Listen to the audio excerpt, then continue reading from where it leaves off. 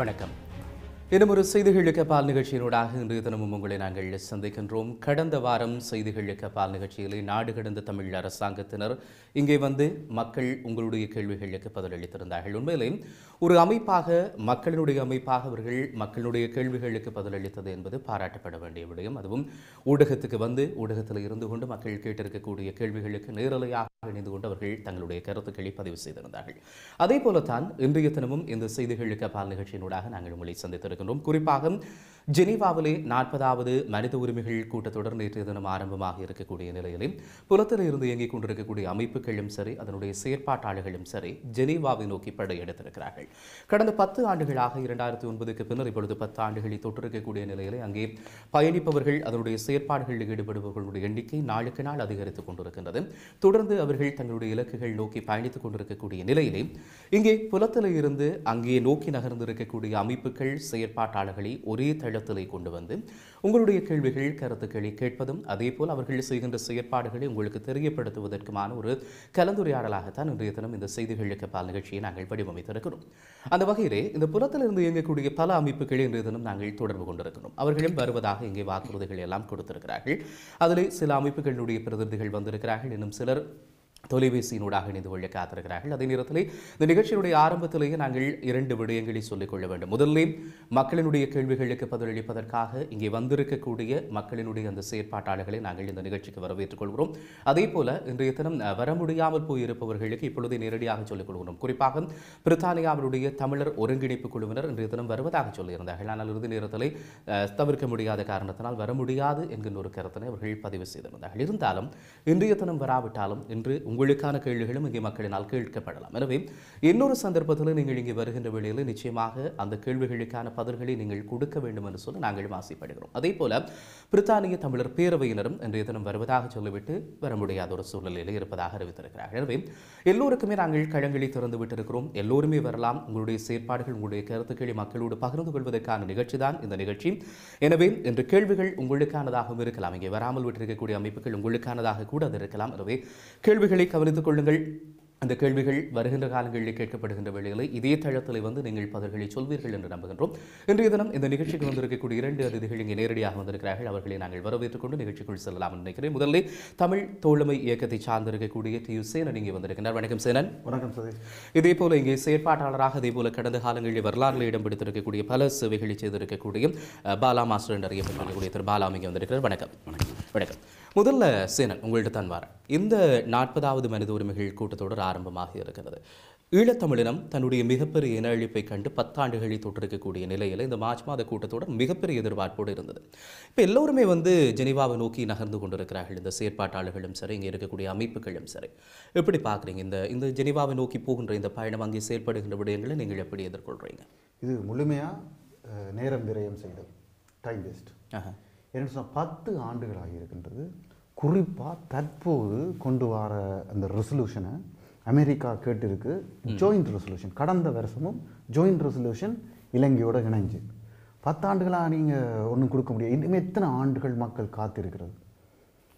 இது மட்டும் இல்லை, தற்போது இலங்கை ஜனாதிபதி அறிக்கை விட்டிருக்கிறார். என்ன சொல்லியிருக்காருன்னு சொன்னால் இந்த ஜாயிண்ட் ரெசல்யூஷனு கூட நாங்கள் இனி போக போகிறதில்லை. ஏனென்று சொன்னால் இது விஷயம் முடிஞ்சுது, இலங்கை இராணுவம் எந்த குற்றமும் செய்யவில்லை என்று இவர்கள் எல்லாம் தூக்கி பிடித்திருக்கின்ற அரசாங்கத்தை சார்ந்த ஜனாதிபதி அறிக்கை விட்டிருக்கிறார். இது வந்து ஒரு சில சிக்கலை உருவாக்கலாம் ஐநாவில். என்ன அவர்கள் ஜாயிண்ட் ரெசல்யூஷன் வர இல்லை என்று சொன்னால் அவங்களை நாங்கள் கண்டிக்கிறோம், நீங்கள் ஒரு இன்வெஸ்டிகேஷனை செய்யுங்க. அதாவது இந்த வார ரெசல்யூஷனில் ஒரு எக்ஸ்பெக்டேஷன், ஒரு எல்லாருக்கும் ஒரு எதிர்பார்ப்பு என்னென்னு சொன்னால் ஒரு சர்வதேச விசாரணை வெளிநாட்டு ஆக்களையும் சேர்த்து நீங்கள் செய்யுங்கோ என்றதுதான் வரப்போகுது என்று சொல்லி ஒரு பிரச்சாரம் நடக்கிறது. உண்மையில் இது பழைய பிரச்சனை, இதை முக்கியமாக கவனிங்க. இது ஒரு புதுசல்ல.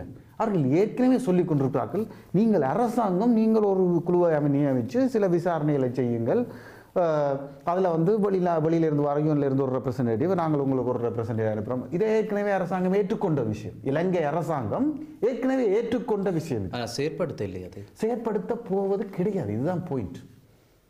அவர் சொல்லியிருக்கிறார் ஜனாதிபதி என்னென்னு கேட்டால், அது இலங்கை அதெல்லாம் நாங்கள் செய்துட்டோம், இராணுவம் ஒரு குற்றமும் செய்யவில்லை, புலிகள் தான் குற்றம் செய்திருக்கிறார்கள், அதை விசாரிப்போம். என்று அவர் சொல்லியிருக்கார் சமீபத்தில். இப்போ இந்த வார ரெசல்யூஷனை பற்றி சொல்லியிருக்கிறார். இதுதான் இப்போ இருக்கிற கான்ஃப்ளிக்டே தவிர அவர்களை பொறுத்தவரை சும்மா ஒரு பம்மாத்துக்காக ஒரு டிபார்ட்மெண்ட் ஒன்று கிரியேட் பண்ணுறதும் ஏதாவது ஒன்று செய்கிறதும் செய்வார்கள். இது முழுமையான நேர விரயமும் மக்களுடைய பணத்தை கொண்டு போய் விரயம் செய்கிற வேலை. இது இந்த வருஷம் இல்லை, இன்னொரு 5 வருஷத்துலேயும் இந்த இழுபறி தான். இந்த இழுபறிக்கு தான் இவர்கள் போய் நிற்கிறார்களே தவிர இதற்குள்ளால் எந்த தீர்வையும் மக்கள் நோக்கி கொண்டு வர முடியாது. யுஎன் இலங்கை அரசை மீறி ஒரு தனிப்பட்ட ஒரு விசாரணையை செய்வதற்கு ஒரு ரெசல்யூஷன் போடுமா? பாலா, நீங்கள் சொல்லுங்கள். இப்போ கடுமையாக இந்த ஒரு மெக்கானிசம் அல்லது இந்த ஒரு கட்டமைப்பை வந்து சேனன் கடுமையாக எதிர்க்கிறார். அவருடைய கருத்தை நீங்கள் பார்த்தீங்கன்னு சொன்னால் இந்த ஜெனீவாவை வேண்டாம்ன்ற மாதிரி தான் அவருடைய கருத்து இருக்குது. நீங்கள் ஒரு போராட்ட வரலாற்றிலையும் பங்கு பெற்று இருக்கக்கூடிய ஒருவர், இப்போவும் பார்த்து கொண்டு இருக்கிறீங்க இந்த செயற்பாட்டாளர்கள் எல்லாரும் செய்கிறத. ஜெனீவாவை நீங்கள் எப்படி பார்க்குறீங்க, நம்புறீங்களா? இந்த கட்டமைப்பை எப்படி நீங்கள் எதிர்கொள்கிறீங்க?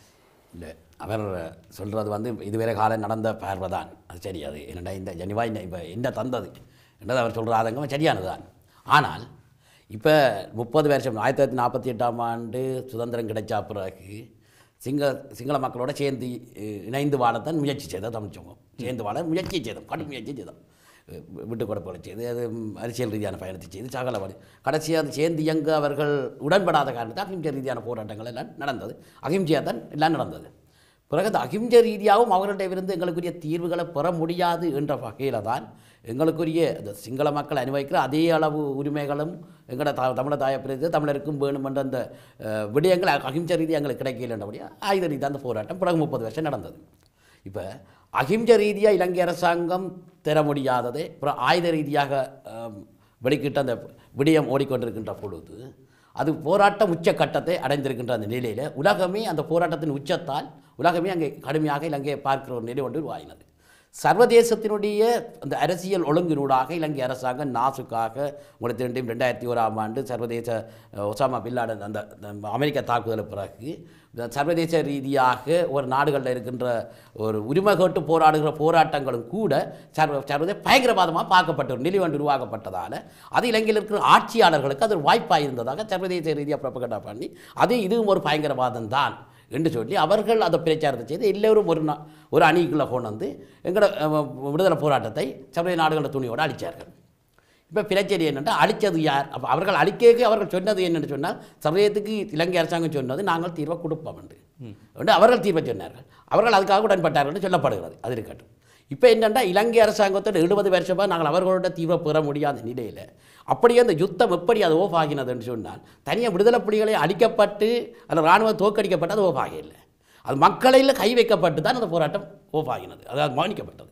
மக்கள் இந்த 1.5 லட்சம் மக்கள் இறந்திருக்கே இல்லை என்றால் மக்கள் மீதான தாக்குதல் கடுமையாக இருக்கலாது என்றால் மக்கள் லட்சக்கணக்கில் கொல்லப்பட்டிருக்காட்டிக்கு இந்த போராட்டம் இருந்திருக்கும். மக்களில் கை வச்சினோம், மக்களில் கை வைக்கட்டு மக்கள் லட்சக்கணக்கில் கொல்லப்பட்டுச்சினோம், போராட்டம் கவனிக்க வேண்டிய நிலைக்கு தள்ளப்பட்டது. மக்கள் லட்சக்கணக்கான மக்கள் கொல்லப்பட்டு ஒரு லட்சம் பல்லாயிரக்கணக்கான மக்கள் காயப்பட்டார்கள். வேறு வழி இல்லை, உணவு இல்லை, காயப்பட்ட கொண்டு வருவதற்கு இடம் இல்லை, இறந்த மக்கள் புதைக்கிறதுக்கு இடம் இல்லை. இப்படி ஒரு அல்லோலப்பட்ட நிலை வரைக்குள்ள போராட்டம் கவனிக்க வேண்டிய நிலை கொண்டு தள்ளப்பட்டிருக்கு. சரி, இப்போ போராட்டம் கவனிக்கப்பட்டிருக்கின்ற பொழுது இந்த போராட்டத்தின் விடயம் வந்து சர்வதேச கைக்கு தான் போயிருக்கு. வெறி இலங்கை அரசாங்கத்திட்ட நாங்கள் இந்த 1.5 லட்சம் மக்கள் இறந்த பின்பு அவர்கிட்ட இந்த நியாயத்தை நாங்கள் பெற்றுக்கொள்ளலாம் அப்படின்னு நீங்கள் கடந்த கால அனுபவத்தின்படி பெறக்கூடிய வாய்ப்புகளுக்கு இருக்கா? நீங்கள் சொல்கிறது ஸ்ரீலங்கா அரசாங்கத்தில் நிறைய பெறையிலாது. எனவே சர்வதேசத்தின் ஐநாவினுடைய அதுக்கு பிறகு ஐநாவுடைய சபை ஐக்கிய நாட்டு சபை ஆணையாளர் இலங்கைக்கு ஒரு விசேட பிரதிநிதி அனுப்புகிறார். இதுக்கு பிறகு அங்கே என்ன நடந்திருக்கான்னு பார்க்குறதுக்கு. அப்போ பார்த்தா 40,000 பேர் மக்கள் கொல்லப்பட்டு அவர் சில பறிக்கையோடு கொடுக்குறார். அப்புறம் அதுக்கு பிறகு ஒரு விசேட குழுவாண்டு நியமிக்கப்பட்டு அப்புறம் 70,000க்கு மேற்பட்டார் சொல்லப்படுது. அங்கே ஒரு குற்றம் நடந்திருக்கு, மனித குலத்துக்கு எதிரான யுத்தம் நடந்திருக்கு, மனித உரிமை மீறல் நடந்திருக்கு என்று சொல்லப்பட்டது. எனவே அந்த விஷயம் வந்து இப்போ ஐநா சபைக்கு போயிருக்கு. இப்போ பிரச்சனை என்னென்னு சொன்னால் சர்வதேச ஐநா சபைக்கு போனப்பட்ட விடயம் இலங்கை அரசாங்கம் பிறகு பின்னாளில் மஹிந்த ராஜபக்ச சைனாவோட உள்ள உறவுகள் அந்த அரசியல் ஓட்டத்தில் வந்து சைனாவோட இருந்த உறவுகள் வந்து இந்த மேற்குலகத்துக்கு வந்து ஏற்படுதாக இருக்கல இந்த விடயத்தில். அப்போ ஏற்படுதாக இருக்கே இல்லை என்ற வழியினால் இந்த விடயத்தை வந்து மேற்குலக நாடுகள கையில் ஒரு இஷ்யூவாக தான் இருந்தது, பெரிய அளவில் இருந்தது. இந்த போர்க்குற்ற அதாவது இந்த பிரேரணியை நீங்கள் சொன்ன மாதிரி அமெரிக்காவில் தலைமையில் நம்ம கொண்டு வரப்பட்டது. ஆனால் அந்த கொண்டு வரப்பட்டு அந்த முதலாவது 2015 கொண்டு வரப்படுகின்ற அந்த சூழ்நிலையில் இந்த மஹிந்த அரசாங்கத்தை அகற்றுகின்ற ஒரு அரசியல் வியூகம் அங்கே வருது. அந்த அரசியல் வியூகம் ஆளுக்கு சேரமாக அமையுது என்று சொன்னால் அந்த மஹிந்தவை அகற்றுவதற்காக யூஎன்பியையும் எஸ்எல்எஃபின் ஒரு பகுதி மைத்திரிபால சிறிசேனாவை முன்னேற்றி தமிழ் தேசிய கூட்டமை முன்னேற்றி சர்வதேசம் வந்து ஒரு அழுத்தத்தை கொடுத்து அவர்களுடைய நோக்கம் சீனாவின் பிடியிலிருந்து இலங்கை தங்கட ஆளுகைக்கு கொண்டு வர மைந்தாவை அப்புறப்படுத்தி எங்கட ஆளுகைக்கு இதை கொண்டு வரணும். அதை இந்தியாவும் மேற்குலகம் விரும்பி கொண்டது. எனவே அந்த வகையில் எங்கிற பிரச்சனை அப்படி இருக்கல சர்வதேச நீதி விசாரணை தான் தர வேணும். அதாவது இப்போ பாருங்க, வாகனம் கொண்டு ஓடிக்கொண்டு போகுது, ஓடிக்கொண்டு போகின்ற பொழுது ஒரு விபத்தொன்று நடக்குது. விபத்தொன்று நடந்தால் ஒரு விசாரணை ஒன்று இருக்குதானே, விபத்து நடந்த இன்னத்துக்காக ஒரு விசாரணை இங்கே எந்த நாட்டம் இருக்குதானே. ஆனால் ஒரு விபத்தொன்று நடக்கின்றது, இன்னொரு வாகனம் திட்டமிட்டு அந்த வாகனத்தின் மீது மோதி அந்த வரை கொள்ளுறேன் என்றால் அந்த விசாரணையை கொண்டவனுடைய ஆளும் அந்த கொண்ட ஒரு குரூப் அந்த ஆளுக்கு நீதி வழங்க முடியுமோ? நீதிமன்றம் இந்த ரெண்டுக்கும் ஒரு அப்பாற்பட்ட ஒரு தரப்புத்தர வழங்க முடியும். இந்த 21ஆம் நூற்றாண்டில் இன்றைக்கு 1.5 லட்சம் மக்கள் கொல்லப்பட்டது மிகப்பெரிய தொகை. இந்த நூற்றாண்டில் இதுதான் மிகப்பெரிய தொகை. 20,000 மக்கள் காணாமல் ஆக்கப்பட்டவர்கள், கையளிக்கப்பட்டவர்கள், காணாமல் ஆக்கப்பட்டவர்கள் இந்த உலகத்தில் 2வது பெருந்தொகை இது. இப்படி அதே நேரத்தில் நாங்கள் நீதியை வேண்டி நிற்கிறோம். மக்களை இழந்திருக்கிற சமூகம் எங்களுக்கு நீதியை அப்போ யார் எந்த தரப்பு தர வேணும்? இல்லை 3ஆம் தரப்பு தர வந்து அளித்தது.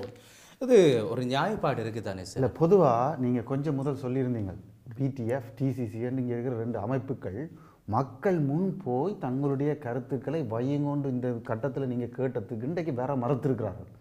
ஆனால் பாலான்னு குறிப்பாக இப்போ சமரி பண்ணி சொல்லியிருக்கிறார் இவர்களுடைய பொசிஷன் இதுதான் என்று. இதுக்கு மாற்றாக வந்து அவர்கள் சொல்லணும். இப்போ என்ன பிரச்சனைண்டா, இது மிக மேலோட்டமான பார்வை, முன்னுக்கு பின் முரணான பார்வை, மக்களுக்கு எந்த விதமான பிரயோசனம் இல்லாத பார்வை. இல்லை எப்படி சொல்றீங்க? இப்போ ரெண்டு விஷயத்தை சேர்ந்து நான் தெளிவுபடுத்துகிறேன். ஒன்று, வருவதற்கு மறுத்தது என்பதை தாண்டி வருவதற்கு ஒத்துக்கொண்டிருந்தார்கள், இறுதி நேரத்தில் வராமல் இருக்கிறார்கள். அதான் அதில் இருக்கக்கூடிய விடயம். வர மறுத்தார்கள் என்று சொல்ல முடியாது. ஒன்றும். அடுத்தது, இப்போ அவர் வந்து விடுதலை போராட்டம் இடம்பெறுகின்ற காலகட்டத்திலையும் பாலா இருந்திருக்கிறார். அதுக்குள்ள அதில் இருந்து ஒரு வரலாறை சொல்லித்தான் அவர் சொல்றார். இவ்வளவு விடயம் நடந்திருக்கிறது, எங்களை அழிச்சிருக்கிறான் ஒருத்தன், அவர்கிட்ட இருந்து நாங்கள் இன்னொரு இடத்துல போய்த்தான் நாங்கள் நீதியை கேட்கணும் என்று அவர் சொல்றார். அப்போ அது கேட்கத்தானே வேணும். அதான் பாருங்க பாயிண்ட் என்னடா, முன்னுக்கு பின் முரணான்னு சொல்லணும்ல. அழித்தது அண்ணன் சொல்லுகிறார், எல்லாரும் சேர்ந்து அழித்தார்கள். ஆனால் இலங்கை மட்டும் இந்த கேட்கலாது, அழிச்ச மிச்சாக்கிட்ட போய் நாங்கள் நீதி கேட்கலாம். உங்களுக்கு இந்திய ராணுவம் அதில் பங்கேற்கவில்லையா? இந்திய ராணுவம் யார்கிட்ட போய் கேட்கணும்? இல்லை, நீதி என்பது எப்படி பெறுவது என்பது தான் இப்போ இருக்கிற கேள்வி. நீங்கள் வந்து ஒரு ஜஸ்டிஸை வந்து ஏற்கனவே இந்த பெர்பெட்ரேட்டர்ஸ், அதாவது கிரைமை செய்தவர்கிட்ட கேட்கலான்னு நீங்கள் சொல்கிற புள்ளியை நான் ஏற்றுக்கொள்கிறேன். அந்த நீதின்றது வந்து இது பெரிய நீதி நாங்கள் கேட்குறது. இது சாதாரணமாக ஒருத்தருக்கான 2 காசை வாங்கி கொடுத்துட்டு போங்கன்னு நாங்கள் சொல்லவில்லை. அதோடு சேர்த்து மக்களுடைய தேசிய அபிலாசைகளோட லிங்க் பண்ண ஒரு நீதியை கேட்குறீங்க நீங்கள் என்று சொன்னால் அது ஒரு மக்கள் சார்ந்த, அமைப்பு சார்ந்த, ஒரு போராட்டம் சார்ந்த, மக்களுடைய எழுச்சி சார்ந்த ஒரு நிலைப்பாட்டில் இருந்து வர்றது தான் நீதி. இந்த நீதியை நீங்கள் வந்து இலங்கை அரசுக்குள்ளால் அடைய முடியாது. இலங்கை அரசை மீறி எந்த ஒரு இந்தியாவோ அல்லது மேற்கோ இயங்க போகிறதும் கிடையாது. நீங்கள் சீன பிரச்சனை எல்லாம் சொல்கிறீங்க, இது வந்து இலங்கை அரசு கொடுக்கும்னு நினைக்கிறீங்களா? இலங்கை அரசு கொடுக்காது. அப்போ உங்களோட தீர்வு நீங்கள் எது எடுக்கலாம்னு நீங்கள் நாங்கள் என்ன சொல்லுகிறோம்னு சொன்னால், நீங்கள் சொல்கிறீங்க இல்லை, அதாவது போராட்டம் அஹிம்சை போராட்டம் அந்த மாதிரியான ஒரு சிம்பிளிஃபைடாக நாங்கள் பார்க்கவில்லை. போராட்டம் இன்றைக்கு சர்வதேசத்தின் கையில் போயிருக்குன்னு சொல்கிறீங்களா? அப்படியும் நாங்கள் பார்க்கவில்லை. உலகம் முழுக்க இருக்கிற போராட்ட வீரர்கள் எப்படி அவர்கள் நீதி பெற்றார்கள் அல்லது உரிமைகளை வென்றார்கள் என்ற அடிப்படையில் இருந்து நாங்கள் பார்க்குறோம். மக்களுடைய போராட்டத்தை கட்டி ஒரு பலமான நிலைப்பாடு இல்லாமல் நீங்கள் நகர முடியாது. இலங்கையில் இதற்கு உதாரணம் இருக்குது. மேலோட்டமாக பார்க்கும்போது உங்களுக்கு மேலோட்டமாக தெரியலாம். இலங்கையில் இன்றைக்கு உலகத்தில் இருக்கிற அனைத்து நவகாலனித்துவ நாடுகள் அல்லது 3ஆம் உலக நாடுகள் என்று நீங்கள் சொல்கின்ற நாடுகளில் இல்லாத சில உரிமைகள் இலங்கையில் இருக்கிற எல்லா மக்களுக்கும் இருக்கின்றது. பொது சேவைகள் இருக்கின்றது. இது எந்த நாட்டிலையும் இல்லை. ஏன் அங்கு வந்தது என்று சொன்னால், அங்கு பழைய காலத்தில் LSSP என்ற ஒரு பலமான ஒரு அமைப்பு இருந்தது. இப்போ நீங்கள் சொல்கிற UNPA விட பலமாக ஒரு கட்டத்தில் இருந்ததன் மூலமாகத்தான் அது கிடைத்தது மக்களுக்கு. இதுதான் இருக்கின்ற ஃபேக்டர். சமூக மாற்றம், சமூகத்தில் இருக்கின்ற மக்களுக்கான வெற்றி என்பது அந்த அடிப்படை. நீங்கள் சொன்ன மாதிரி அந்த அடிப்படையில் தான் போராட்டத்துக்காக இளைஞர்கள் போனார்கள். ஆயுத போராட்டம் மட்டும் அவர்கள் போகவில்லை. ஆரம்பத்தில் ஒரு போராட்டத்தை கட்டி மக்களுக்கு உரிமை வெல்லவும் அதே நிலையில் தான் நாங்கள் இன்றைக்கு இருக்கிறோம். இப்படியான ஒரு நிலையில் வந்து அங்கே ஜெனீவாவில் போய் உள்ளுக்குள்ள பல இந்த பக்க நிகழ்வுகள் பலவற்றை செய்து கொண்டிருக்கக்கூடியவர்களும், தொடர்ந்து ஜெனீவாவுக்குள்ள தங்களுடைய நிகழ்வுகளை மேற்கொண்டு கொண்டு இருக்கக்கூடியவர்களுமான தமிழர் இயக்கம், சுவிஸில் இருக்கக்கூடிய தமிழர் இயக்கத்தினுடைய பிரதிநிதி திரு குருபரன் குமாரசாமியை இப்போது நாங்கள் இணைத்துக் கொள்ளப் போகின்றோம். வணக்கம் குருபரன். வணக்கம் குருபரன். இங்க சேனன் அதே போல திரு பாலா இருக்கிறார்கள். அதுல சேனன் ஒரு கருத்தொண்டை முன்வைத்திருந்தார் குருபரன். குறிப்பா இப்ப ஜெனீவாவுக்கு போறதுன்றது வந்து ஒரு தேவையில்லாத ஒரு விஷயம். அந்த கட்டமைப்பு தேவையில்லை. ஸ்ரீலங்கா அரசாங்கத்திட்டத்தான் நாங்கள் அதற்கான தீர்வை நோக்கி போக வேண்டும். அந்த கட்டமைப்புக்குள்ள நம்பிக்கை. அந்த கட்டமைப்பு நான் சொல்லவில்லை. நான் சொல்றேன் என்று சொன்னா, அந்த கட்டமைப்பு உடைக்கிறதா இருந்தால் நீங்க ஜெனீவாவில் நின்று உடைக்க முடியாது. மக்களுடைய திரட்சி, மக்களுடைய போராட்டத்தை இன்னொரு பலத்தை நீங்கள் கட்டுவது நோக்கி ஒரு திட்டமிடலை நோக்கி நகரணும். அது இலங்கையில் இருக்கின்ற தமிழ் பேசும் மக்கள், இந்தியாவில் இருக்கின்ற மக்கள், டயஸ்போரா மக்கள் எல்லாரையும் சேர்த்து தானே சொல்றோம். அது ஸ்ட்ராட்டஜி தனியா டிஸ்கஸ் பண்ணலாம். என்னன்னு ஜெனீவாக்குள்ளால மட்டும்தான் வருவோம். அங்க போய் நின்றால் எந்த விதமான பலனும் இல்லை. இது மக்களை கொண்ட இன்னும் ஒரு முடக்குக்குள்ள வர்ற. சரி, இந்த கேள்வியை நாங்க குருபரன்ட்ட விடலாம் என்று சொல்லி நினைக்கிறேன். இப்ப சரி, தெளிவா சொல்லி இருக்கிறார் தன்னுடைய நிலைப்பாடு. அதை நீங்க எப்படி பாக்குறீங்க குருபரன்? அதை ஏற்றுக்கொள்ளக்கூடிய ஒரு விஷயம் தானே? அல்ல ஜெனீவாவுக்குள்ள நீங்க போகாமல் இவர் சொல்வதை போல வெவ்வேறு தளங்களிலும் இயங்க வேண்டும் என்று நினைக்கிறீங்களா? இது என்னென்றால் நாங்கள் இந்த இந்த இந்த கேள்விக்கு பதிலளிக்க வேண்டும் என்றால் இந்த நடந்து கொண்டிருக்கிற இந்த ப்ரோசஸை வந்து நாங்கள் தெளிவாக புரிஞ்சு கொள்ளணும். இன்றைக்கு இருந்து நடந்து கொண்டிருக்கிற இந்த பொறிமுறைகளை போய்கொண்டிருக்கின்றத இன அழிப்புக்கு பிறகு இன அழிப்பு நடந்தது. இந்த ஒரு கட்டமைப்பு இன அழிப்பு நடந்து கொண்டிருக்கிறது. இதான் இன்றைக்கு இருக்க நிதர்சனம். இதற்கு பின்னால் இந்த மேற்குலக நாடுகள், அதாவது இந்த இன அழிப்பை சேர்ந்து நடத்திய தங்களுடைய இலங்கையில் ஒத்தியாட்சியை நிறுவி தங்களுடைய பூகோள அரசியலின் அடிப்படையில் தங்களுடைய நலன்களை பிரயோகிப்பதற்காக இலங்கையில் தமிழ் இறையாண்மையை அளித்த இந்த சக்திகள் இந்த இன அழிப்புக்கு பிறகு இன்று வந்து இலங்கையில் அவர்கள் ஆகக்கூடிய எதிர்பார்ப்பு என்பது அவர்களுக்கு ஒரு ஆட்சி மாற்றமாகத்தான் அன்று இருந்தது. இந்த ஆட்சி மாற்றம் வரும் மட்டும், இந்த ஆட்சி மாற்றம் இலங்கையில் வரும் மட்டும் கிட்டத்தட்ட நீங்க பாத்தீங்கன்னா இந்த மேற்குலக நாடுகள் அமெரிக்காவுடைய நிகழ்ச்சிகளுக்குள் நின்று கொண்டிருக்கிற பல நாடுகள் வந்து நீங்கள் பாத்தீங்கன்னா இந்த இலங்கையில் ஆட்சி மாற்றம் கொண்டு வருவதற்காக இந்த மனித உரிமை குற்றச்சாட்டுகள், அதே போன்று இந்த ஐக்கிய நாடுகள் மனித உரிமை சபையோடு தளமாக பாவித்து இலங்கை மீது அவர்கள் ஒரு அழுத்தத்தை பிரயோகித்தார்கள் உண்மை. ஆனால் நாங்கள் தமிழ் மக்களை பொறுத்த மட்டில், இதுல தமிழ் மக்களை பொறுத்த மட்டில் நாங்கள் எங்களுக்கு கொண்ட நிகழ்ச்சிகளை வைத்திருக்க வேண்டும். இப்ப நாங்கள் இதற்கு எங்களுடைய மூலோபாயம் என்ன, எங்களுடைய தந்திரோபாயம் என்ன என்ற இந்த விடத்துல நாங்கள் நகர வேண்டும். ஆகவே இப்ப நாங்கள் இன்று கூற முடியாது வந்து இப்ப என்ன ஜெனீவா தேவையில்லை நாடுகளை நோக்கி போவோம், நாடுகள் தேவையில்லை மக்களை நோக்கி போவோம், மக்கள் தேவையில்லை வேற எங்க போவோம் என்று சொல்லிடாது. ஒரு போராட்டம் என்பது இந்த அனைத்தையும் ஒன்று கட்டியதான். நாங்கள் மட்டும் போராடல. தமிழ் மக்களுக்காக தமிழ் மக்களிடம் நீதி கேட்டு போராடவில்லை. இந்த எங்களை சுற்றி எங்களுக்கு இருக்கிற சூழல், எங்களை சுற்றி இருக்கிற ஆபத்துக்கள், எங்களை சுற்றி இருக்கின்ற பூகோள அரசியல் ஓட்டம், இன்று இருக்கின்ற அரசியல் நிலைப்பாடு, இந்த சொன்ன இந்த நவகாலத்துவ இதுகளுக்கு பிறகு வந்திருக்கின்ற ஒவ்வொரு இதெல்லாத்தையும் நாங்கள் கணித்துத்தான் எங்களுடைய மூலோபாயம் ஒன்றை வகுத்து நாங்கள் தந்திரோபாயம் ஆமா. அப்ப ஜூவன் நீங்கள் பொறுத்த மட்டும் ஜூவன்ல வந்து நாங்கள் இன்றைக்கு இங்க பாத்தீங்கன்னா இன்று என்ன நடக்குதுன்றத பார்க்க வேண்டும். ஏன்னா சொல்லுங்க என்ன நடக்குது, நீங்க உங்களுக்கு வேலை செய்யறீங்க சொல்லுங்க. ஆமா, அதாவது நீங்கள் உங்களுக்கு தெரியும் வந்து இந்த இதற்கு பிறகு 2009 இந்த ஆட்சி மாற்றம் வந்தா பிறகு வந்து 22 அதாவது 2012ஆம் ஆண்டு 25 தீர்மானம் வருது. அதுக்கு நாங்க சொல்றோம் OHCR அந்த OSL ரிப்போர்ட் சொல்லுகிறோம். இந்த தீர்மானம் என்றது வந்து நவநீதம் பிள்ளைகள் அம்மையார் இருக்கும் பொழுது வந்து கொண்டுவரப்பட்ட தீர்மானம். இந்த தீர்மானத்துல வந்து சொல்லப்பட்ட விடயங்களை வந்து நாங்கள் பார்க்கணும். இதுல இந்த தீர்மானத்துல வந்து கிட்டத்தட்ட இலங்கை தீவிரவாதத்தை அளித்த இலங்கை அரசாங்கத்திற்கு வாழ்த்துக்கள் என்று சொல்லி போட்டு இந்த தீர்மானம் வந்து தொடர்ச்சியாக இந்த இதுகளை முன்மொழியுது. அப்ப இதுல நாங்கள் ஆரம்பத்தில் இந்த தீர்மானத்தை ஏற்றுக்கொள்ளல. ஏனென்றால் இந்த தீர்மானத்துல வந்து தமிழர்கள் என்ற கூட எந்த ஒரு சொல்லும் பாதிக்கப்படவில்லை. இலங்கையில் அளிக்கப்பட்டது தமிழர்கள் என்ற கூட சொல்லப்படவில்லை. இலங்கையில் ஒரு மனித உரிமை முறை நடந்திருக்கின்றது என்ற அளவில் தான் போகுது இந்த தீர்மானம். அப்ப இந்த தீர்மானம் OSL ரிப்போர்ட் வந்தா பிறகு 2012 வந்தா பிறகு 2014 வந்து 30 தீர்மானம் வருகிறது. உங்களுக்கு தெரியும் 30 தேவையில்லை. இப்ப அந்த அது ஒரு எல்லாருக்கும் தெரியும் குருபரன். ஏன் இது தெரியணும்னு சொல்றேன் என்றால் இன்றைக்கு நாங்கள்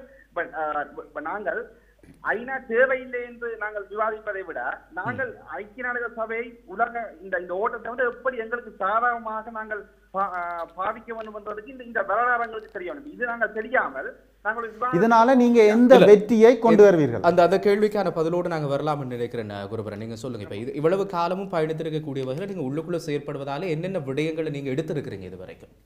ஆமா, அதாவது இந்த ஐக்கிய நாடுகள் நாங்கள் ஐக்கிய நாடுகள் சபையில கிட்டத்தட்ட இன்றைக்கு நீங்க ஐக்கிய நாடுகள் சபை எடுத்துக்கொண்டால் உறுப்பு நாடுகள், அதை விட அங்கத்துவ நாடுகள், அதை விட பார்வையாளர் நாடுகள், இதை விட என்ஜிஓக்கள் இருக்குது.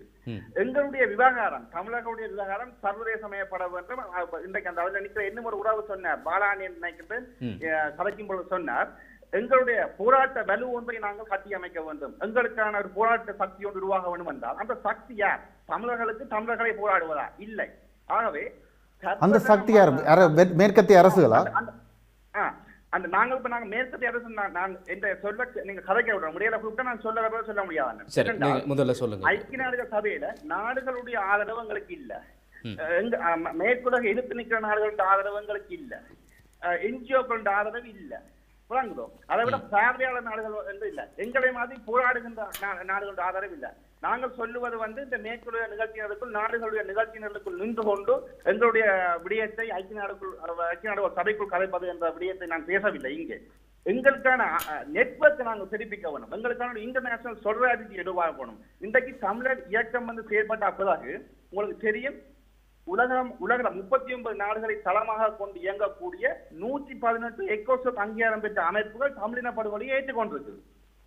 தமிழின படுகொலை நடந்து கொண்டு தீர்மானம் போட்டிருக்கிறோம். இதே போன்று இன்னைக்கு நீங்க பார்சிலோனா தீர்மானத்தின் ஆரம்ப புள்ளி என்பதை நாங்கள் முதல் தொடர்புகளை மேற்கொண்டு இந்த விடயம் சார்ந்த ஆய்வுக்கு போனது எங்க ஐக்கிய நாடு சபையில நின்று கொண்டுதான். அப்ப அந்த தளத்தை நாங்கள் இப்ப குரு ஐக்கிய நாடுகள் சபை என்றது குரு ஒரு நாடுகள் ஏற்கனவே முடிவெடுத்துட்டு அதனுடைய முடிவுகளை அறிவிக்கின்ற ஒரு தளமா தான் இந்த ஐக்கிய நாடுகள் சபை இருந்து கொண்டிருக்கு. அந்த கூட்டத்தொடரும் அப்படித்தான் போய் கொண்டிருக்கு. அப்படியான இடத்துல நீங்க அதை மாத்த முடியும்னு நீங்க நினைக்கிறீங்களா? இப்ப முடிவுகள் நாடுகள் இப்ப நீங்கள் விளங்கிக் கொள்ளணும், நாடுகள் முடிவெடுத்துதான் அறிவிக்கின்றார்கள். ஆனா தானே தெரிய வேணும். என்னென்றால் நாங்கள் எடுத்த முடிவுகளை அறிவிச்சுட்டு எங்க தலையில துணிக்காக நாங்கள் ஓடி கொண்டு வர்றதுக்கான நாங்கள் போயில. முதல்ல தமிழ் மக்களுக்கான ஒரு அவேர்னஸ், விசிபிலிட்டி தேவை. சர்வதேச அரங்கு நீங்க என்ன இந்த கதையை கலைக்க போறீங்க? 4 தமிழ் மக்கள் 4 ஊரலங்கு கூடி ரோட்ல இருந்து போராடின பிறகு எல்லாருக்கும் இந்த விஷயம் தெரிஞ்சு ஒரு இன்டர்நேஷனல் சொலிடாரிட்டி வருமா? வராதுதானே. குரு நீங்கள் சரி, நீங்க முதல்ல சொல்லிக் கொண்டிருந்தீங்க குரு, குறிப்பா இந்த நாடுகளை எங்களுக்கு ஏற்ற மாதிரி மாற்றிக்கொள்ள வேண்டும், அந்த தோழமையை கொண்டு வர வேண்டும் என்று சொல்லி இதுக்கு நீங்க பாடுபட்டு கொண்டிருக்கிறீங்க. இல்லைன்னு சொல்லுற யாருமே அங்க போகக்கூடிய செயற்பாட்டாக எல்லோருமே ஏதோ ஒன்று செய்து கொண்டிருக்கிறீங்க. ஆனால் நீங்க இப்ப தமிழர் இயக்கம் எப்படியான செயற்பாட்டை மேற்கொண்டு இதுவரைக்கும் என்னென்ன அடைவு எடுத்திருக்கிறீங்க? இதுல நான் இதுல கலந்து கொண்டிருக்கின்ற 2 உறவுகளுக்கு அன்பு உறவுகளுக்கு நான் முதல்ல எங்கள் சார்ந்த நிலைப்பாடுகளுக்கு சொல்ல வேண்டும். ஏனென்றால் இது விவாதத்தில் எதிர்நிலைவாதம் ஒன்றுக்கு நான் போக விரும்புகிறேன். என்னென்றால் தமிழர் இயக்கத்தை பொறுத்த மட்டில் நாங்கள் இந்த 30 தீர்மானமோ இல்லை இந்த மேற்கத்திய நாடுகளுடைய நிகழ்ச்சி நிரலோ இல்லை 34 தீர்மானங்களை நம்பியோ அல்லது இதனால் இந்த ஐநா தான் கடைசி இடம், இங்குதான் தமிழர்களுக்கு தீவு இருக்கு என்ற நிலையில் இருந்து கொண்டு நமது செயற்பாடுகள் இல்லை என்பதை இது நான் கூறிக்கொண்டு, இதில் சேனா கூறிய இந்த விடயம் நாங்கள் அந்த நாடுகளை ஆதரவாக்க வேண்டும் என்ற அந்த விடயத்துக்கு நான் முதலில் வர விரும்புகிறேன். என்றால் எங்களுக்கான போராட்ட சக்தி வர வேண்டும். ஆனால் இன்று நாங்கள் பார்த்தோம் என்றால் இடதுசாரி நாடுகள் கூட எங்களை போன்றே போராடி கொண்டிருக்கிறார்கள். போராடி வென்ற நாடுகள் கூட எங்களுக்கு ஆதரவா இல்லாத சூழ்நிலை தான் இன்று உலகளாவிய இதில் இருக்கின்றது. அப்ப இந்த நாடுகள் மத்தியில் நாங்கள் வேலை செய்வதற்காகத்தான் நாங்கள் ஒரு குழு அமைத்து, உங்களுக்கு தெரியும், நாங்கள் அப்படியே சவுத் அமெரிக்க நாடுகள் பகுதிக்குள் நாங்கள் இப்ப பராகுவாய் போன்ற நாடுகள், அதே போன்று ஈஸ்ட் யூரோப் நாடுகள், அதே போன்று ஆப்பிரிக்க நாடுகள் சொல்லி பல நாடுகளுக்கு விஜயம் சென்றிருக்கின்றோம். விஜயம் சென்று அங்கே இருந்து நமக்கான ஆதரவு குரல்களை எடுத்து வந்திருக்கிறோம். உதாரணத்துக்கு நாங்கள் இன்று மேற்கத்திய நாடு இருக்கக்கூடிய இந்த கட்டலோனியா, அது இன்னும் பிரியவில்லை. ஆனால் அங்கு கட்டலோனியாவில் ஒரு தீர்மானத்தை, அதாவது தமிழர்களுக்கு தனி நாட்டு கோரிக்கை, அவரோட இறையாண்மையை அனுபவிப்பதற்கு உரிமை வழங்கப்பட வேண்டும், அதுடன் நடந்தது இனப்படுகொலை என்ற ஏதோ தீர்மானம் வந்திருக்கின்றது. இது போன்ற செயற்திட்டங்கள் கிட்டத்தட்ட நாங்கள் சொன்னார்கள் உலக போராட்டத்தை படிக்க வேண்டும், உலக போராட்டத்தை படித்து பாடம் பெற்று அதிலிருந்து நாங்கள் ஒரு ஸ்ட்ராட்டஜியை எடுக்கணும் என்று நாங்கள் பார்த்தாலும் இந்த ஆர்மேனிய மக்களின் விடயத்தை நாங்கள் எடுத்து பார்த்தால் அதில் நாங்கள் தமிழர் இயக்கம் என்று இந்த வழிமுறையைத்தான் பின்பற்றி வருகின்றது. ஆர்மேனியன் பார்த்தோம் என்றால் ஆர்மேனிய நாட்டு மக்களுடைய இனப்படுகொலையை அங்கீகரிப்பதற்கு கிட்டத்தட்ட 100 வருடம் கடந்திருக்கின்றது. இதில் 12,000 தீர்மானங்கள் உலகளாவிய ரீதியில் வந்திருக்கின்றது. ஆனால் தமிழ் மக்களை பொறுத்தவரையில் எத்தனை காத்திரமான தீர்மானங்கள் அல்லது ஏற்றுக்கொள்ளப்பட்ட ஜனநாயக ஆவிகள் இந்த தீர்மானங்களை கொண்டு வந்திருக்கின்றன என்று பார்த்தால் நிச்சயமாக பெரிய அளவில் இல்லை. அது என்ன காரணம்? அது என்ன காரணம்? காரணம் இப்பொழுது தமிழர்களுடைய அரசியலை பொறுத்த மட்டும் இன்றைக்கு பாத்தீங்க என்றால் சில பிரித்தானியாவை தளமாக கொண்டிருக்கின்ற சில அமைப்புகள், கனடாவை அமெரிக்காவை தளமாக கொண்டிருக்கிற அமைப்புகள் வந்து இன்று இந்த 30 தீர்மானத்தில் என்ன சொல்லப்படுகிறது? நல்லிணக்கம், பொறுப்புக்கூறல், நிலைப்பாடு, நிலைமாறுகால நீதி, இந்த விடயங்களுக்கு பின்னால் இதை ப்ரோபோஸ் பண்ணினான். இதான் இங்க இருக்க பிரச்சனை. என்னென்றால் இனப்படுகொலையை செய்தவன், அதுக்கு முண்டு கொடுத்தவன், அவன் கொண்டு வர தீர்மானத்துக்கு அதை முன்னிட்டு நடத்தி இலங்கை எடுத்து ஸ்பான்சரிங் செய்கிறது. அந்த ஸ்பான்சரிங் செய்த தீர்மானத்தை, அதாவது இலங்கை அரசாங்கத்தின் மேல ஒரு விசாரணை தேவை என்றால் அதை இலங்கை அரசாங்கமே ஸ்பான்சர் பண்ண முடியுமா? செய்ய முடியாது. இப்ப இன்னொரு விஷயம் குரு பேசப்பட்டு கொண்டிருக்கிறது. இப்ப ரணில் விக்ரமசிங்க கூட சொல்லியிருந்த அந்த மறப்போம் மன்னிப்போம் என்ற ஒரு விஷயம் ஒன்று இப்ப பேசப்பட்டு கொண்டிருக்கு தானே. அதை சில தமிழ் அரசியல்வாதிகளும் அதை ஏற்றுக்கொண்டிருப்பதை போன்ற கருத்துக்கள் எல்லாம் வெளிப்படுத்தி இருக்கிறார்கள். அப்ப அப்படியான ஒரு கட்டமைப்புக்குள்ள போகின்றதா இந்த அமைப்புகள்? நீங்க சொல்ற குற்றச்சாட்டுகள் நிச்சயமாக இதை வேறு விதமா சொல்ல முடியாது. அதாவது நீங்கள் அவதானியுங்கள், நிலைமாறு கால நீதி, பொறுப்புக்கூறல், நல்லிணக்கம், இந்த மூன்று சொல்லையும் சேர்த்து ஒரு சொல்ல சொன்னால் அதுதான் ரணில் விக்ரமசிங்க சொல்லுக்குன்னா மறப்போம் மன்னிப்போம். அப்ப இதுக்குள்ளதான் வந்து இன்றைக்கு பல அமைப்புகள் தமிழ் அரசியலை கொண்டு செல்கின்றன. அப்ப இதற்கு அப்பால் சென்று ஒரு நாட்டை நிர்வகித்தவர்கள், ஒரு நாட்டை ஒரு கட்டுப்பாட்டுக்குள் வைத்து நடத்திய ஒரு அரசாங்கம், டிஃபெக்டோ என்ற ஒரு நாட்டை, டிஃபெக்டோ ஸ்டேட் என்ற அங்கீகாரத்துடன் சமநிலையிலிருந்து பேசிய இந்த போராட்ட இனம் இதற்கு அப்பால் ஒரு ஸ்ட்ராட்டஜி, ஒரு மூலோபாயம், ஒரு தந்திரோபாயத்தை வகுக்க வேண்டும். அதைத்தான் இப்ப நாங்கள் தமிழர் இயக்கம் என்ற எங்களுடைய செயற்பாடுகள் தேச கட்டுமானம் என்ற ஒரு செயற்திட்டத்தை நாங்கள் நிர்வகித்து நாங்கள் இங்கே ஜெனீவாவை தளமாக வைத்து permanent representation of Tamil Eelam to Geneva, தமிழகத்தின் ஜெனீவாவுக்கான நிரந்தர தூதுவாலயம் என்றோட இதை அமைத்து நாங்கள் பல நாடுகளுடன் பேசியிருக்கிறோம். முன்பு உங்களுக்கு தெரிய இதுல ஒரு கேள்வி உண்டு குரு. இப்ப நீங்க சொல்ற விடயம் தான் பல நாடுகளோட நாங்க பேசுறோம், பல நாடுகளோட ஆதரவு வாங்க போறோம் என்று தமிழர் இயக்கம் நீங்க சொல்றீங்க. இதே போன்ற கருத்தை தான் இங்க பிரித்தானியாவில இருந்து இயங்கக்கூடிய அமைப்புகள், கனடாவில் இருந்து இயங்கக்கூடிய அமைப்புகள், வேற இடங்கள்ல இருந்து இயங்கக்கூடிய அமைப்புகள் பல சொல்லி கொண்டிருக்கு. அப்ப ஏன் ஒரு தமிழர் இயக்கம் தனித்து இயங்கணும்? இப்ப தமிழர் இயக்கம் பார்த்தால் கடந்த சில காலங்கள், சில வருடங்களாக தான் நீங்கள் அதனுடைய செயற்பாடுகள் ஈடுபடுறீங்க. அப்ப ஏன் இந்த வெவ்வேறுபட்ட பிரிவுகள் வந்து கொண்டிருக்கு? வேற அமைப்புகள் ஏன் வந்து கொண்டே இருக்கு? நிறைய பேர் வந்து கொண்டே இருக்கிறார்களே ஏன்? என்னென்றால் இப்ப நீங்கள் ஒன்றை புரிந்து கொள்ள வேண்டும். ரோஹிங்கா மக்களுடைய இனப்படுகொலைக்கு ஐநாவில் விவாதிக்கப்பட்டது. அங்கே ரோஹிங்கா மக்களுக்கு இனப்படுகொலை நடக்கின்ற ஒரு தீர்மானம் வந்தது. அந்த நிலைப்பாட்டில் எந்த ஒரு அறிக்கைகளும் இல்லை. என்று பாத்தீங்கன்னா 30 தீர்மானத்தில் தமிழ் என்ற சொல்லே பாவிக்கப்படவில்லை. இந்த தீர்மானத்தை ஏற்று நிற்கின்ற சிறப்புகள் நீங்கள் கூறியது போன்று ரணில் விக்ரமசிங்க கூறுவது போன்று மறப்போம் மன்னிப்போம் என்ற நிலைப்பாட்டை ஆதரித்து செயல்படுகின்ற அமைப்புகள். எங்களை இப்போ தமிழர் இயக்கத்தை பொறுத்த மட்டும் நாங்கள் சரியான ஒரு நிலைப்பாட்டுடன் இருக்கின்றோம். நீங்க சொல்ற மாதிரி ஒரு சில அமைப்புகள் குரு, நீங்க சொல்ற மாதிரி ஒரு சில அமைப்புகள் அந்த இடத்துல இருந்து வலுவித்தான் போயிடும் என்று சொன்னா அதே இடத்துல தான் நீங்களும் போய் வேலை செய்றீங்க. அப்ப முன்னர் இருந்த அமைப்பு நீண்ட காலமா கிட்டத்தட்ட 7-8 வருஷங்களா வேலை செய்த ஒரு அமைப்பு உண்டு, அதுல இருந்து வலுவுது, நீங்க போய் திருப்பி அதையே சொல்றீங்கன்னு சொன்னா அந்த ஒரே பிரதிநிதிகளை தானே சந்திக்கிறீங்க. என்ன மாற்றம் அங்க கிடைக்க போகுது மக்களுக்கு? அப்படி அல்ல. ஆரம்பத்தில் இருந்து நீங்கள் மற்ற அமைப்புகள் எப்படி போயிருக்குன்னு சொன்னா பேரை சொல்ல பிடிஎஃப் சொல்றாரா குரு? நீங்க மற்ற அமைப்புகள் பேர் குறிப்பிட விரும்புறீங்களா குரு? எந்த ஒரு தனிப்பட்ட கரைபூசல்களுக்கும் வரவில்லை. ஆனால் மக்களுக்கு தெரியும், ஆரம்பத்தில் இருந்தே இந்த மேற்குலக நிகழ்ச்சி நிரல்களுக்குள் இயங்குகின்ற இந்த அமைப்புகள் இந்த நிகழ்ச்சி நிரலுக்குள் போய் அவர்களுடைய வழிகாட்டலில் போய் கொண்டிருக்கின்றார்கள். நாங்கள் போறது எங்களுடைய ஏனைய நாடுகளின் நிகழ்ச்சி நிரலை கொண்டு வரல. இல்லை குரு, நீங்கள் இப்போ சொன்ன ஒரு விஷயம் இப்போ எல்லாரும் சொல்லுகிற விஷயம்தான். நாங்கள் வேறையும் செய்வோம், ஆனால் ஜெனிவுக்குள்ளால போகிறோம். இப்போ ப்ராப்ளம் என்னென்னு சொன்னால் நீங்கள் சொல்கிற மாதிரி தான். இப்போ சதீஷ் கேட்ட மாதிரி எல்லா அமைப்புகளும் பிடிஏவும் இதைத்தான் சொல்லுது. எங்களுக்கு அது தெரியும், ஆனால் நாங்கள் இப்போ ஜெனிவாவில் போய் நிற்கிறோம், இந்த வேலை செய்கிறோம்ண்டு. தாங்கள் வந்து இந்த நிகழ்ச்சி நிரலுக்கே இல்லை, நாங்கள் மக்கள் ரெப்ரசன்ட் தான் எல்லாரும் சொல்கிறார்கள். ப்ராப்ளம் என்னடா குரு, நான் உங்களை கேட்குறேன், நீங்கள் பேரை சொல்லுங்கள். நேரடியாக மக்கள்கிட்ட நேர்மையாக சொல்கிறதுல பிரச்சனை இல்லை. இது கரப்பூசல் அல்ல. ஒரு அமைப்பு என்றது மக்கள்கிட்ட மத்தியில் வேலை செய்கிற அமைப்பு என்றது விஷயங்களை ஓப்பனாக பேசித்தான் ஆக வேண்டும். இதில் நீங்கள் சொல்கிறத உங்களை நோக்கி நான் கேட்குறேன். இதே கருத்தை தான் பலரும் சொல்கிறார்கள். நீங்கள் சொல்கிறீங்க ஓகே யூஎனுக்களால் தீர்வில்லை என்று. ஓகே சரி, அப்போ நீங்கள் இலங்கையில் எந்த ஒரு அமைப்பையும் நீங்கள் ஆதரிக்கல, அது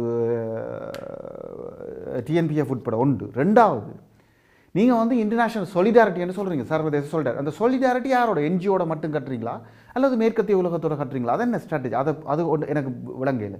ஒரு கிளாரிட்டியாக விஷயத்தை சொல்லுங்கள். வேறு என்ன, எப்படி நீங்கள் அதை சப்ளிமெண்ட் பண்ணுறீங்க? நீங்கள் கேட்டு சொல்கிறீங்க அங்கே ஒரு ஆஃபீஸ் போடுறோம் அது தமிழில் வந்து சொல்லி. ஃபேக்ட் என்னென்னு சொன்னால் குரு, நாங்கள் எதையும் செய்யலாம்.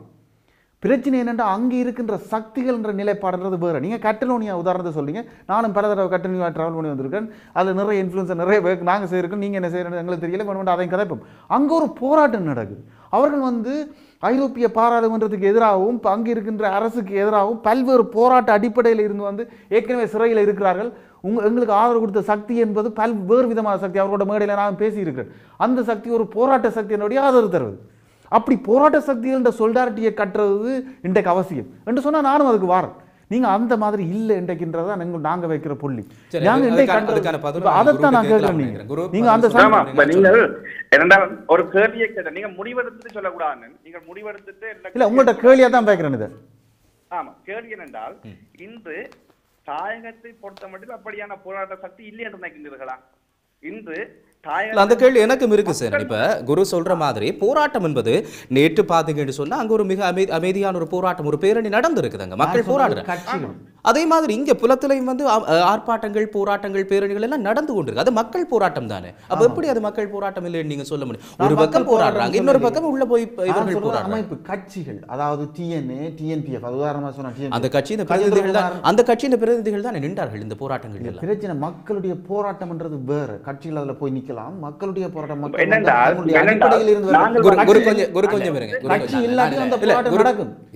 முன்னெடுத்து நடக்க TNA முன்னெடுத்து இந்த போராட்டத்தை நடக்கல. மக்கள் போராட்டத்துல மக்கள் பிரதிநிதிகள் நிற்கிறாங்க. ஒரு கட்சி முன்னெடுக்கணும் நீங்க எதிர்பார்க்கறீங்க? நான் சொல்லி என்னுடைய கருத்தை நீங்க தவறான எடுத்துக்கொள்றது. நான் சொன்னேன் என்று சொன்னா யுஎன்னுக்குள்ளால் தீர்வு என்ற அடிப்படையில் தான் TNAயும் இருக்கு, TNPFம் இருக்கு.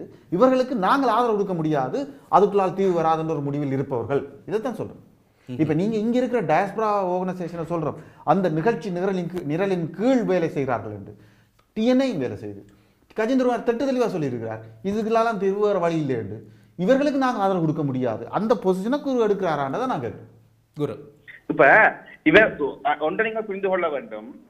நாங்கள் எங்க வழிமுறைகள்ல வந்து நாங்கள் வந்து அண்ணன் சொல்ற மாதிரி பாட்டுல இதுல வந்து குழப்பம் இருக்கு. என்னென்றால் இன்று வந்து இலங்கை அரசாங்கம் வந்து யாரையுமே நடக்கும் 40வது கூட்டத்தொடருக்கு நிர்ணயம் செய்யல. இலங்கை சார்ந்து எந்த ஒரு இதுவரைக்கும் அவன் பிரதிநிதி வந்து பிரசன்ட் பண்ணல.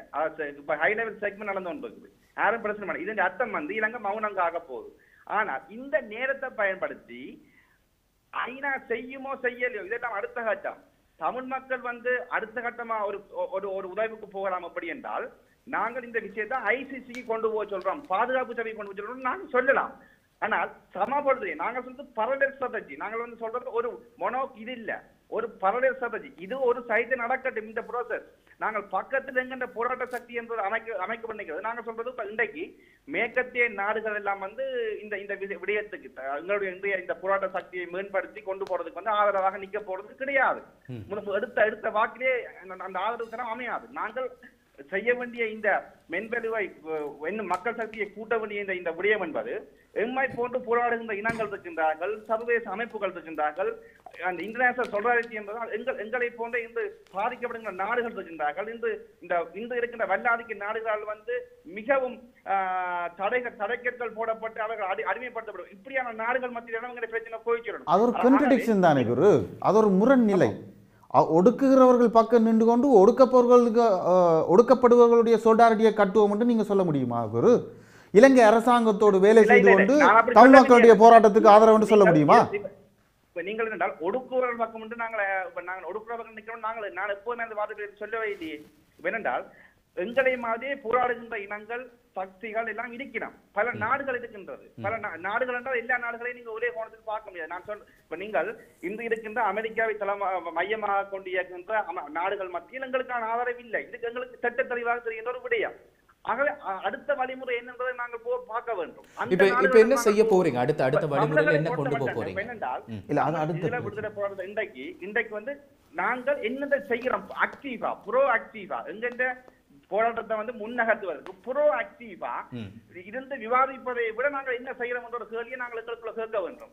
தாயகத்துல வந்து இன்றைக்கு 2 வருஷத்துக்கு மேலாக பாதிக்கப்பட்ட மக்கள் ரோட்ல நின்று போராடினோம், அதையே கோரிக்கை வைக்கணும், சுயநிர்ணய உரிமை தேவை அந்த மக்களே சொல்லி நாங்கள் கட்டமைப்பு இனப்படுகொலை நடக்குது. ஆனால் இங்கே இருந்து நாங்கள் சொல்லிக் கொண்டிருக்கிறோம் அங்கு ஒரு போராடுகின்ற மென்வெளி இல்லை என்று. இது இந்த புரிதலை முதல்ல பிழை. இப்ப நீங்க என்ன செய்ய போறீங்க குரு? சரி, கொஞ்சம் நேரம் கொடுங்கள் குரு. நீங்க என்ன செய்ய போறீங்கன்றதை சொல்லுங்க, நாங்க மற்றவர்களை இணைத்துக் கொள்ள வேண்டும். நீங்கள் எப்படி எதிர்கொள்ள போறீங்க இதை? நாங்கள் வந்து இந்த தமிழில், அதாவது இன்று இருக்கின்ற இந்த எங்களுடைய போராட்டத்தை அதற்கான ஒரு சர்வதேச பரிமாணத்தை உருவாக்க வேண்டும். அதை நோக்கி நாங்கள் போய் கொண்டிருக்கிறோம். அதுல வந்து இந்த நாங்கள் சொல்ற இந்த இன்டர்நேஷனல் சொலிடாரிட்டி என்ற விடயத்தை வந்து எங்களுடைய, அதாவது எமது போராட்டம் சார்ந்து உலகளாவிய ரீதியில் பேசப்பட வேண்டும். இன்றைக்கு பலஸ்தீன மக்கள், திபேத்திய மக்கள், கட்லோடியா மக்கள், வெஸ்டர்ன் சகாரா போன்ற இனங்களுக்கு இருக்கின்ற ஒரு சர்வதேச விசிபிலிட்டி வந்து எங்க போராட்டத்துக்கு தேவை. இதை நோக்கி நாங்கள் பயணிக்கலாம். அதை விட வந்து இன்றைக்கு நாடுகளுடைய ஆதரவை நாங்கள் பெற வேண்டும். நாடுகளுடைய இன்றைய இருக்கின்ற இந்த அரசியல் உலக ஒழுங்கில் வந்து இந்த விடயத்தை ஏற்றுக்கொள்ளக்கூடிய நாடுகளுடைய அந்த முதல் கட்டம் அந்த நாடுகளையாவது, சின்ன சின்ன நாடுகள், தீவுகள் கூட எங்களுக்கு ஆதரவாக இருந்தா கூட அது ஒரு பெரிய சக்தியா எங்களுக்கு போராட்டம். அதுக்குரிய முயற்சியை நீங்க தொடர்ந்து செய்யுங்கள். உங்களுடைய அந்த படை தொடரட்டும். நன்றி குரு, இணைந்து கொண்டதற்காக உங்களுடைய நேரத்தை ஒதுக்கி இந்த வேளையில் நன்றி. நன்றி குரு. இணைந்து கொண்டு பல கருத்துக்களை சொல்லுங்க. உள்ளுக்குள்ள தாங்க இதை செய்யறோம், நாடுகளை கொண்டுறோம். சேனன் நிறைய இடத்துல முரண்பட்டிருந்தா, நீங்க எப்படி பாக்குறீங்க? என்னால் நாங்கள் பாதிக்கப்பட்ட இனம், இலங்கை அரசாங்கத்திட்ட இருந்து எந்த தீர்வையும் பெற முடியாதுன்னு நிரூபிக்கப்பட்ட இனம், அவர்கிட்ட தீர்வை பெற முடியாதுன்னு இப்போ என்னென்னு சொன்னால் எங்களுக்கு இருக்கப்பட்ட பாருங்க, ஏன் வடமாகாண சபையில் இனப்படுகொலை நடந்திருக்கு, ஒரு இனம் அளிக்கப்பட்டிருக்கு என்று தீர்மானம் நிறைவேற்றப்பட்டது. இந்தியா தமிழகத்தில் வந்து இந்த தீர்மானம் நிறைவேற்றப்பட்டது. இந்த அடுத்தது இந்த வெளிநாடுகளுக்கு எங்களோட பிரச்சனையை வந்து நாங்கள் எல்லா இடம் சொல்லிக்கொண்டே இருக்க வேணும். வெளிநாடுகள் இன்றைக்கு எங்களுக்கு ராஜேந்திரம்ன்றது என்ன, எங்களோட நோக்கத்தை அடைவதற்காக பிறருண்ட அவர்களுடைய எங்களோட நோக்கத்தை அடைவதற்கு பிறரை நாம் என்ன அதில் ஆளாக்கி எங்களோட நோக்கத்தை அடையணும். என்ன எதிரிகளுக்கு கூட எங்களோட நோக்கத்தை அடையணும். எனவே எங்களை 192 நாடு எங்களுக்கு அதாவது ஏற்புடையது இல்லை, இந்தியா எங்களுக்கு எதிர்ப்பு, உலகம் எங்களுக்கு எதிர்ப்பு. உண்மைதான் என்றதுக்காக நான் கையை கட்டி கொண்டிருக்கிறா கொல்லப்பட. இன்றைக்கு இலங்கையில் பாருங்க, கொடிகாமத்துக்கு அங்கால உங்களுக்கு யாழ்ப்பாணத்தில் கொடிகாமத்துக்கு அங்கே 1981ஆம் ஆண்டு இலங்கையில் இருக்கிற சனத்தொகையில் 10ல் ஒரு ஆக்கள் இருந்தது. கொடிகாமத்துக்கு அங்கால 10% இருந்தது. இன்றைக்கு ஒட்டுமொத்த இலங்கையில் 12% தான் இருக்கிறோம். அப்போ எங்கட இனம் என்ன செய்யுது, அழிக்கப்பட்டு கொண்டே இருக்குது. அன்றைக்கு 1970ஆம் ஆண்டு தரப்படத்திலேன் வந்தது படிக்கிற ஆக்கள் டாப் லெவலில் இருந்த எல்லாரும் கூடுதலான தமிழாக்கள். சொல்லி முடிக்கும், நான் சொல்லி முடிக்கும், நீங்கள் ஒவ்வொன்றுக்கும் கொடுக்க போயிடலாம்.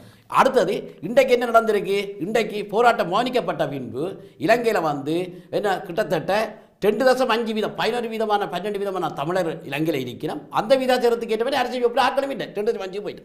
எனவே என்னென்னு சொன்னால் இனம் அடிக்கப்பட்டு இருக்கு. இது ஒரு படுகொலை தான். 2009க்கு பிறகு எங்கட இனம் அடிக்கப்பட்டு தான் இருக்கு. 2005க்கு பிறகு நாங்கள் சொன்னது என்ன, சர்வதேச நீதி விசாரணை கலப்பு விசாரணை வேண்டாம், அது இலங்கையோட சேர்ந்தே வேண்டாம் தான் நின்றாங்க. அது இன்டர்நேஷனல் நாடு, சர்வதேச நாடு தான் சர்வதேச நீதிகளை நியமித்து அவர்களோட தான் எங்களுக்கு தீர்வு வர வரும். என்ன கடப்பென்றால் கூட அநீதியை தந்தவன் வேட்டையாடியவன் நீதியை பெற முடியும். நாங்கள் கலப்பு விசாரணை சிங்களவரால் நியமிக்கப்படுகிறவர்களே.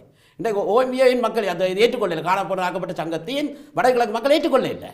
அதில் நியமிக்கப்படுகிற இராணுவத்திலிருந்து அதிகாரி அதை ஏற்றுக்கொண்டவர்களா இல்லை. மற்ற நான் உங்களுக்கு தெளிவாக சொல்கிறேன், நேற்று நடந்த போராட்டம் மக்கள் போராட்டம்.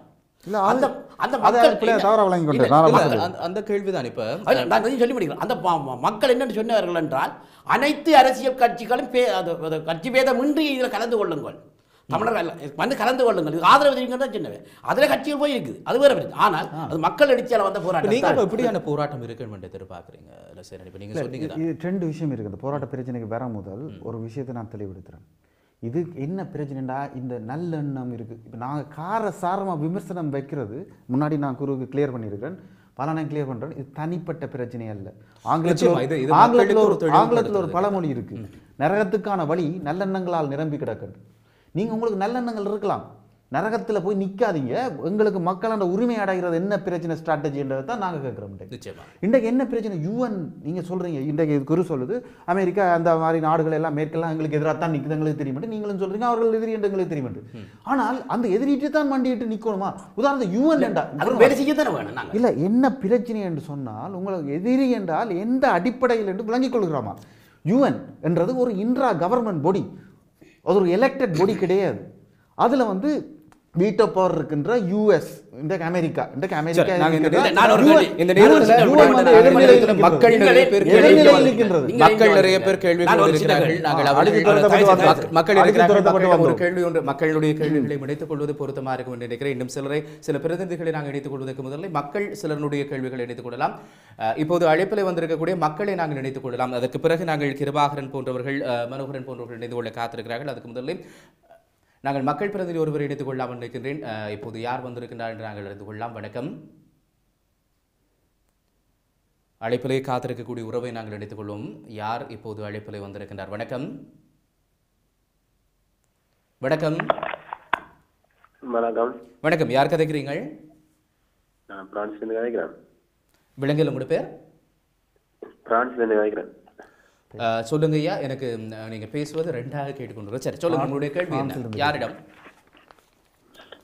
நான் பொதுவாக கேள்வி கேட்கிறேன். ஏனே தமிழ் பேசும் கட்சி ஒவ்வொரு ஒரு அமைப்பா தொடங்கினேன். இது 2009ஆம் ஆண்டுக்கு ஒரு இல்லையே. அதாவது 2008ஆம் ஆண்டு மாதவ தலைவர் சொன்னவர், இந்த போராட்டத்தை நான் புலம்பெயர்ந்த மக்களிடம் ஒப்படைக்கின்றேன்.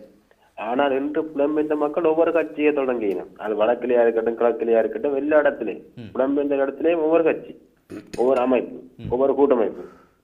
அவ்வாறு இருந்தால் ஒரு தீர்வு நாங்கள் வாழ்க்கை கடைசா நாங்கள் எங்களோட தலைமுறை தான் வளர்த்த தலைமுறை பெற்றுக் கொள்ளாது. இதே எதான் வைண்ட புள்ளிகள் சேர்ப்பேன். எந்த அப்பா அந்த அமைப்புல தலைவராக இருந்தால் நான் இந்த அமைப்பு தலைவராக இருக்க போறேன் என்று இந்த அமைப்புல அடுத்த நான் கேட்கிறேன் என்றா, எல்லா தமிழர் கொண்டு நிச்சயமா ஒரே அமைப்பு கண்டு வந்தால் அது எங்கேயும் போகலாம். இது ஐநாவில் போய் நான் தமிழ் மக்கள் கூட்டணி, நான் விடுதலை புலிகள் அமைப்பு, நான் தமிழ் மக்கள் இயக்க அமைப்பு கொண்டு போயிருந்தா ஒரு பிரச்சனையும் நடக்காது. நன்றி ஐயா, உங்களுடைய அந்த எண்ணத்தோடு நீங்கள் இணைந்து கொண்டதுக்காக. இது எல்லா தமிழர்களும் எதிர்பார்க்கிற ஒரு விஷயம் தான், எல்லாருமே ஒன்றுபட்டு நிற்க வேண்டும் என்று சொல்லி நீங்கள் பாலா சொல்லிக் கொண்டிருந்தீங்க. நீங்கள் இந்த பிரச்சனைகள் தொடர்ந்து இப்போ என்னென்றால், இப்போ என்ன நீங்கள் எடுத்தீங்க என்றால், அந்த நாட்டில் இருக்க முடியாமல் தான் நான் இங்கே வந்திருக்கேன். உதாரணத்துக்கு இந்த டேஸ்பரான்றது ஏன் வந்தது அந்த நாட்டில் அந்த நாட்டில் வந்து அந்த மக்கள் அந்த சிங்கள அரசாங்கத்தால், சிங்கள அரசாங்கம் நிறுவப்படுற இராணுவத்தாலும் பாதுகாப்பு இல்லை, அவர்களால் எங்களுக்கு இந்த பாதுகாப்பு அச்சுறுத்தல் வெளியேறி வந்திருக்கிறோம். உண்மை அதுதான், எங்களுக்கு பாதுகாப்பு இல்லை. ஆனால் இங்கே வந்தால் எங்களுக்கு விடுதலைக்குரிய போராட்டம், விடுதலைக்குரிய செயற்பாட்டை இந்த நாடுகளுக்கு கொடுக்க எடுத்துக்கொள்ள வேண்டிய பொறுப்பும் கடமை எங்களுக்கு இருக்கு. நிச்சயமா அந்த இடத்துல இருக்கு. எனவே நீங்கள் இப்போ 2009 பொறுத்தவரை உலகமே சேர்ந்து வந்தால் அழிச்சீங்களே. ஐக்கிய நாட்டு சபையினுடைய விசேட நிபுணர் போனவர் ஏன் போனவர்? நீங்கள் இல்லை இலங்கைகளை வச்சு பேசி தீர்க்கலாமட்டேன் சொல்லல தானே. இனி இலங்கைகள் தீர்க்க முடியாதுன்னு தமிழர்கள் நிற்கிறோம், உலக நாடுகளுக்கும் அது தெரியுது. ஆனால் சர்வதேச அரசியல் ஒழுங்கு கொண்டு இருக்கு. ஆனால் நாங்கள் வேற கொண்டு தான் இருக்கோம், எங்கள் ஓங்கி அடிச்சு கொண்டு இருக்கணும். 50,000 ஆயிரம் என்ன பதில் சொல்ல போகிறோம்? என்ன பதில் சொல்ல போகிறோம்? மறக்கிறதா மன்னிக்கிறதா? நிச்சயமா தொடர்ந்து பயணிக்க வேண்டும். அழைப்பில் இருக்கக்கூடிய அடுத்த உறவை நாங்கள் நினைத்துக் கொள்ளலாம். சேனன் அழைப்பில் யார் இப்போது? வணக்கம். வணக்கம். நான் டென்மார்க்லேருந்து ரோபின் கேட்கிறேன். சொல்லுங்க ரோபின், உங்களுடைய கேள்வி என்ன? என்ன கேள்வி இல்லையா? இதுல கொஞ்சம் பொதுவான கருத்து ஒன்று இருக்கு. என்னட்ட சொல்லுங்க ஐயா. அந்த சொல்லுங்க ரோபின். Robin hello. சொல்லுங்க ரோபின். அந்த ஜெனீவாவில் உள்ள மனித உரிமை ஆணைக்குழு வந்து ஆரம்பிச்சதே முதலாவது உலக யுத்தத்திலேயும் 2வது உலக யுத்தத்திலேயும் பாதிக்கப்பட்ட இராணுவத்துக்கும் பொதுமக்களுக்கும் மருந்து போடுறது தான் உருவாக்கினது. மருந்து போடுறது, உதவி செய்யறது, சாப்பாடு கொடுக்கறது, அவையே வந்து இந்த உலகத்துல மற்ற அரசாங்கங்களை வழி நடத்துறதுக்கு எந்த உரிமையும் இல்லை. அதே நேரத்தில் 1977ஆம் ஆண்டு ஒரு உடன்படிக்கை செய்திருக்கணும். அந்த உடன்படிக்கை என்னன்னு கேட்டா, போராளிகள், அதாவது கரந்தடி போராளிகள் ஒரு பகுதி நிலங்களை வச்சிருந்தா அந்த போராளிகளுக்கு ஒரு பாதுகாப்பு கொடுக்கலாம், அவர்களுக்கு உணவு கொடுக்கலாம், அவர்களுக்கு ஒரு சேஃப்டியான விஷயங்களை ஒழுங்குபடுத்தி கொடுக்கலாம். சரி, இப்படியான விஷயத்துக்கு தான் 1977ஆம் ஆண்டு மனித உரிமை ஆணைக்குழு உடன்பட்டது.